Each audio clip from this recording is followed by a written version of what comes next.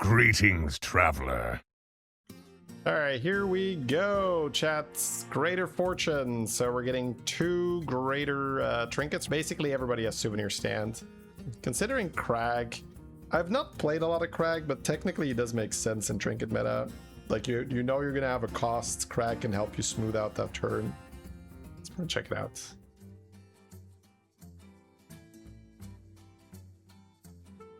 Alright, so we've got ourselves the whelp start. Stacking that with bananas feels a little bit weird. Just because I think you're still losing. Like, you can't put the bananas elsewhere. It just feels like we're investing into a unit that doesn't really make good use of the bananas, and we shouldn't really be winning anyway. Oh well, this guy didn't, right? So, but you would have tied that anyway. I don't know. I mean, Beater probably knows better, but feels a bit awkward. Okay, great to see that we got a 2 cost here. Because you do not want to sell to go 3-on-3 with the whelp. That sucks. Generally, Tads. Ooh, profit with double jazzer. Wait, are we kick waiting? Is that a kick wait or a kick bait? It's a kick bait, chat. Bait confirmed. Bait confirmed by Beater. All right. Yeah, I feel like I would have rather had a 1-1 and just made a big aviator, but whatever. It's fine. All right, the aviator will summon the dragon. Oh, that's cool. That's cute. Yeah, we're not getting that, huh? Okay. I was like, that's so cool. Rafam was like, no, it's not. Punk.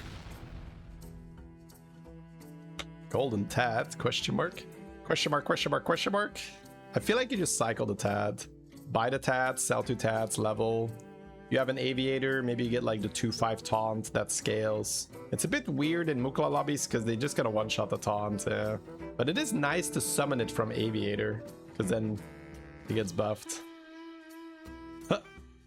Scout. Wow, okay. I guess now you just play out. Play. Hold the scout. How about no? I see you're trying to get cute. How about no, sir? I think I like putting the 3-3 and the 3-6, swapping them just in case your taunt is alive by the time the Sleepy Dragon attacks, but it's probably not happening. Trog. Getting trogged. I didn't hate starting with the 4-3 either, because you're, oh, sad. Because it gives you a chance for your scout to get buffed before you pull it. Just level. Mukla lobbies are generally pretty good for leveling, just because you tend to only lose to 1 unit, like the big guy that's left at the end. Because you have a big guy, they have a big guy, you both kill the small stuff. Now the problem is that we are buffing our taunt and it's just gonna get 1 shot, so I actually don't love how we've played it so far, which is rare. Usually when Beater plays early game, I'm just like, wow, this is insane, that is insane. But I don't really like that he put the bananas on the 1-1, and I don't love the bananas on the taunt either, just because it's gonna get 1 shot by their big guy, because it pretty much always put the big guy in the front. And because we're spreading out our bananas, we won't have a big enough unit to trade, and if they have a shield big guy, it also sucks. But I mean, these are relatively minor things, of course. Clock is broken in this anomaly, by the way. Holy crap, how is this allowed? You're getting 2 greater trinkets, but he buys a greater trinket next turn already, and he can save piggy bank for next turn, or he can pop it now, but I kind of like popping the money next turn when we have our greater trinkets, but we'll see. That's kind of crazy, man. I mean, it's also fun. It's what makes anomaly meta also fun, that you have these outlier events. Okay, he is gonna pop the money now. Well, that means he levels here. That's fair. Copying banana, huge. Actually, you don't even copy banana, right? No, he copies search through time. Yeah, banana's not a tavern spell. Sure. Get the quick 5-drop with that.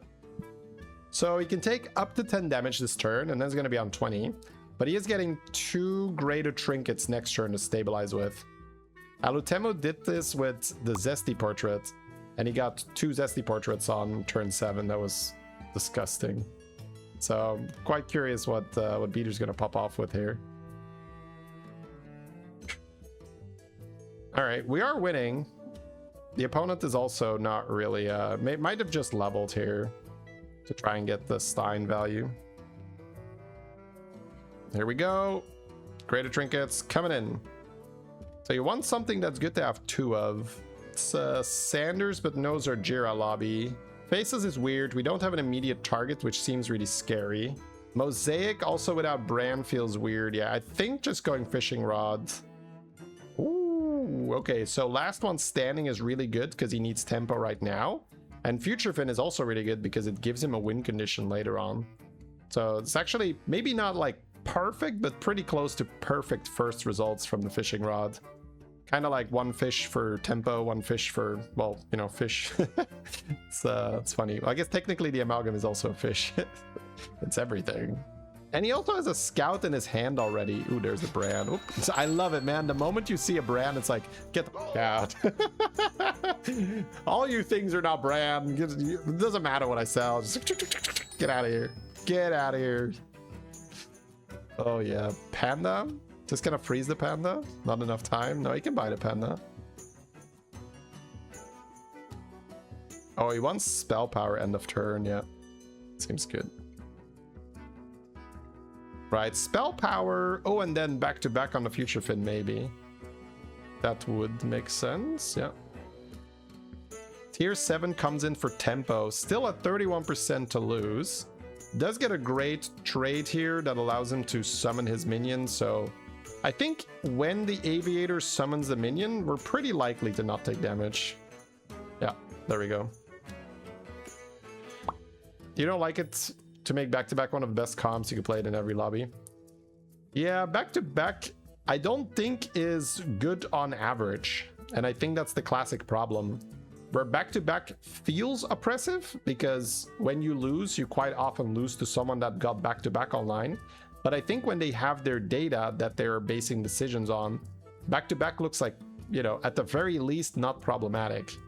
I could be wrong on this, by the way. This is like more of a gut feeling type thing. I don't have hard data to back this up.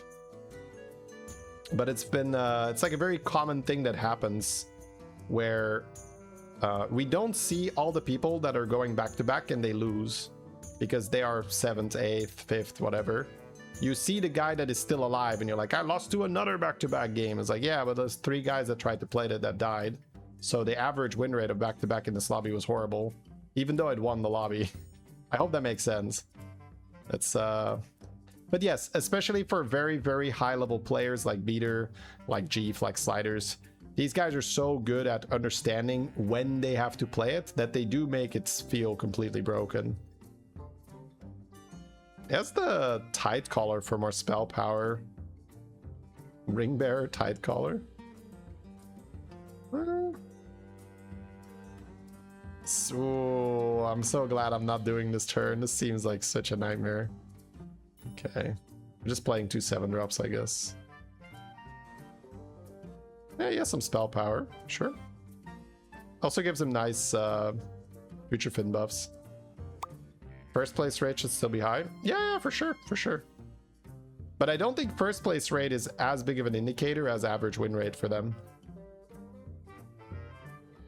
Survivorship bias? Yeah. Basically the comp version of survivorship bias. But that doesn't mean that it's okay, by the way, because losing to the same comp over and over and over is also frustrating, even if the data indicates that it's mathematically balanced, right? So I don't want to disregard the comment with that. Because I'm also in that camp where I would say if something feels oppressive, even though it's not technically oppressive, it's not horrible to nerf that. Because in the end, it's all about the player's experience, right? When you're making decisions. He needs to play a card. He has a spell. He can cast a spell. Oh, he wants more spell power first. Oh, okay. Wow, sells a 7-drop. So he's probably looking at playing Tidecaller Prophet first, and then cycle a bunch of Murlocs, and then get the back-to-back. He got Belinda from the random 6s. Oh, yeah. Futurefin first because of the purple bounty. Interesting. Well, I mean, he could find Primal Fin or something. That would be a lot of Murgles played. Kind of crazy how comfortable he was. He wants to play a Murloc here, I think. Oh no, he has the Bounty Pirate in the shop. Whee! Okay, I kind of like the Murloc spell if we're trying to pump it up. Pump it. Yeah, what I was saying is it was kind of crazy how decisive he was in selling his 7-drops. Wow, he sells the... oh my god, yep. He sells the dragon here. So he's actually quite confident that the Murloc is going to be way better spell power. The dragon is permanent spell power, but the... Ooh... this is annoying. Oh, he's going to sell that. Wow. Okay. Let's sell that one. Well done, well done. So I thought he was going to want to keep Diremark, but it was actually really, really nicely done here. Sells the... doesn't open the spell by accident. Do not copy back to back. He needs the spell power temporarily in to let the back-to-back scale. Yeah, no. I think he is correct, of course. It's just not something you're used to seeing or doing. Zorgo, thank you very much for the raid, man. Welcome, everyone. Hope you had a fantastic stream. We're just watching a double fishing rod beater Babbitt game where he's using the Murloc to temporarily boost spell power, but he's got the back-to-back engineer for the Futurefin. Wait, do you guys spot any illegal activities here? Huh. 2 Futurefins from the rod. Is that what they call streamer luck?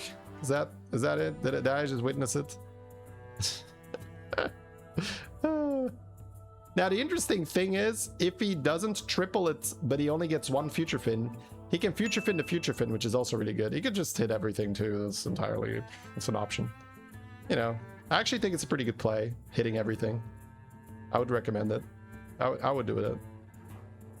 All right, Rogers for 1 bounty, potentially. So, because of this, he's going to get a very big scout. He's not going to have the biggest... he wants a bounty, but he also wants to play the mycologist, right? Yeah, he's gonna have to miss the bounty. And he can cycle 1 mycologist. Oh, this could have been mycologist, yeah. Get the forager back, that's nice. You could freeze that spell, yeah.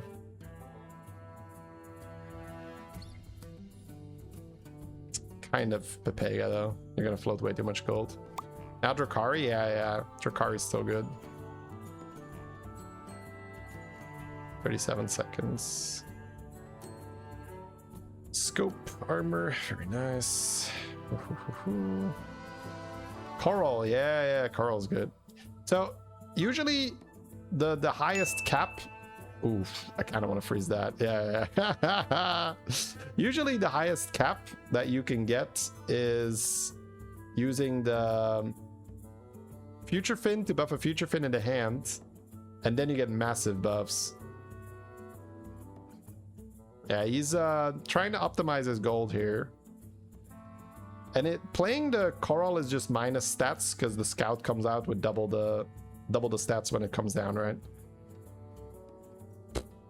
Okay. Yeah, Drakari is actually such a phenomenal hit for him because he would get additional back-to-backs, but he would also get additional Futurefin procs. My good. Only a real professional would hit Drakari there. Alright, fantastic spell here. Oh, Golden Brand? I mean, you gotta do it. The brand, he calls to you. What else would you golden here? Duo on Futurefin is also nice, but then he has to like sell the scout if he wants to buff the Futurefin. Yeah, it's a hassle to say the least. He's rolling first to see if he gets like 2 brands. Yeah, unlucky. We're gonna have to use the Sanders. As tough of those teams, we have to use our Sanders on the brand.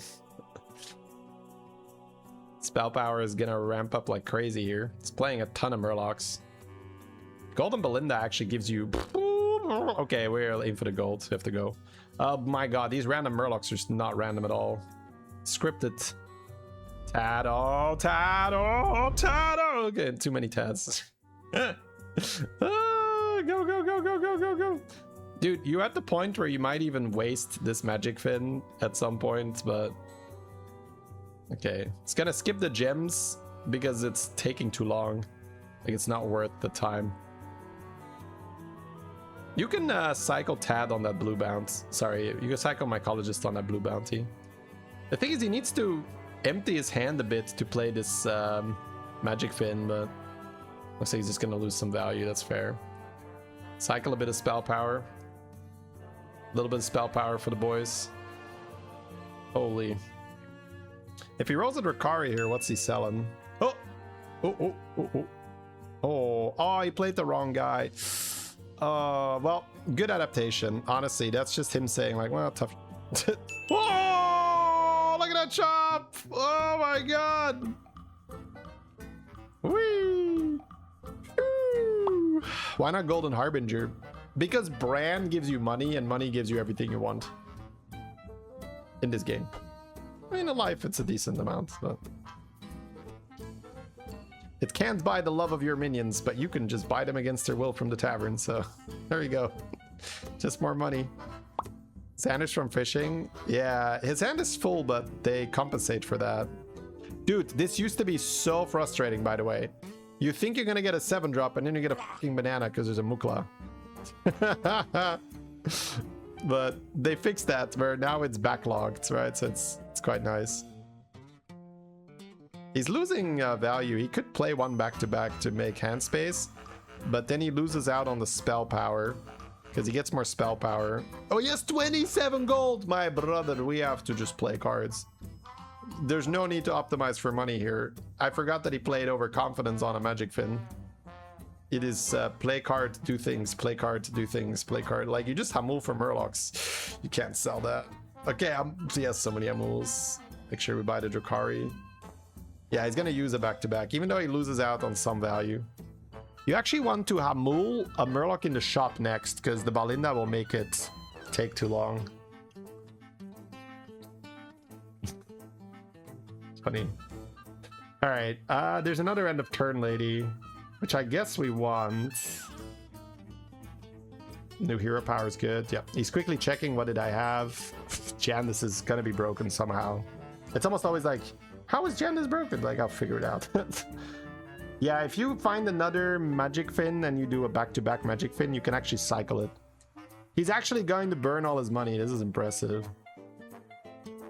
He's gonna sell one of these Murlocs after playing the back-to-backs, right?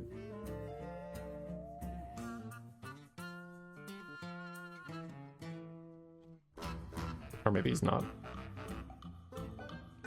Oh, wait. Ah, the spell power is tied to the minion. You don't get it if you sell it. It's okay. I mean, he will be okay, chat. He's getting big enough. Yeah, you cannot really read the numbers properly. That's usually a good sign. Whoa, 2.5 to die here. Homie can deal 35. Holy... Oh my god, wait. Beater has information now.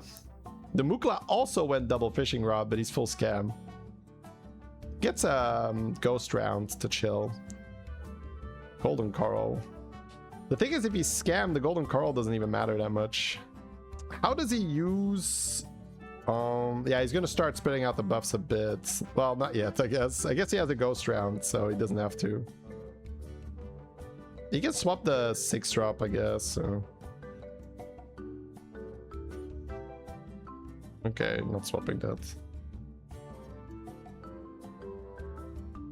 There is a Magic Fin, though. He could do something with that. Kind of like buying Magic Fin. Oh, he wants the AoE buffs. Huh. His spell power is not that big. I don't love it, actually. It's mainly anti-scam that he wants, right? Wow, sell Drakari? Really? What are we... We're fighting a ghost, are we not? Okay, I don't get it. I don't get it. And it confuses me. He's on 12, though. I guess Beater just doesn't f*** around. That's a problem, right? I do f*** around, and I find out. Beater's like, bro, what if this ghost just deals 12 to you? Like... There's no guarantee you're fine here. I was like, well, Drakari, come on, man. Yeah. I mean, the chance is so low. I will definitely keep my Drakari here and accept that if I die, I die. I will just, like, hold the Dire Muck. because that's basically it, right? If he holds Diremuck, it works. The first time you realize the spell power is gone with the minion Despair. Well, it's just gone every turn by default, right? Ooh, Stitch, Stitch, Stitchy, Stitch. Wait, the Scammer died. The Scammer died. Very nice. I guess you stitch the Coral if you find the Titus, because the Coral is also ×2. But you need Titus then. There's Cleave. Another Coral. Yeah, probably just Cleave and go all in. Blaster for the dragons. He's counting his board space now. He wants to add Cleave. He needs to leave a board slot open. He probably wants to add Coral. He can sell Bran, Belinda. Also the end of turn lady, I guess.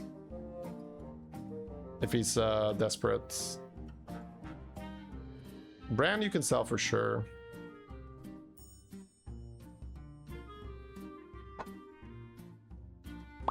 Why don't I stream on Kick? The payouts are higher and there's no ads. Do people watch Kick? Is that a thing? I feel like I wouldn't really have an audience on Kick. I've never like really considered it.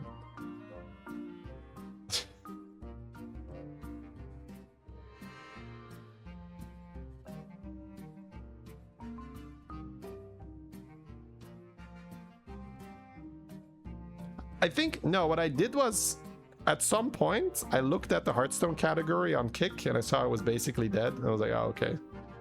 Looks like I don't have to go there. All right, some scam here too. But Beater is so good at his all-ins. Like, it's just putting the right amount of stuff on the board at the right time.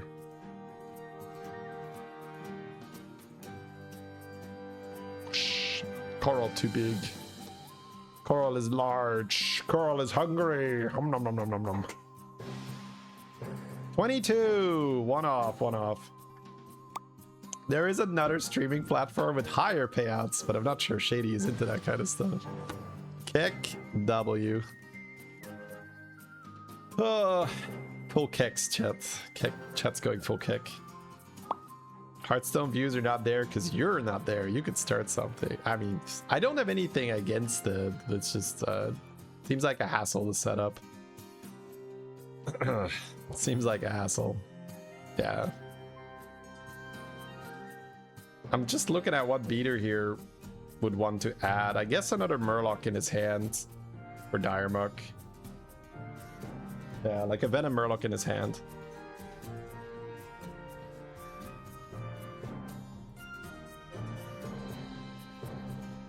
Yeah, I pretty much don't really rule these things out. I just haven't really had much of a reason to do it. Also, I think at some point they were paying like disgusting money for people to stream there and be like, hey, where's my disgusting streamer money? When am I getting paid to switch to Kick? And they did that with a lot of stuff, right? Like Facebook did that for Facebook Live. Mixer, I think, was a thing where they did that too. Oh, you can actually buff the dragon enough? Mixer hype, yeah. I think Facebook did it too for Facebook Live. Nice, he snipes the Leroy here. 35 damage, all you need, baby. Let's go. Whoosh. He does have a 25% to tie because his cleave doesn't get to attack now. If he has different positioning, his cleave will not get fried. Like, he wins easily. All right, GG's. Very, very fun double fishing rod game.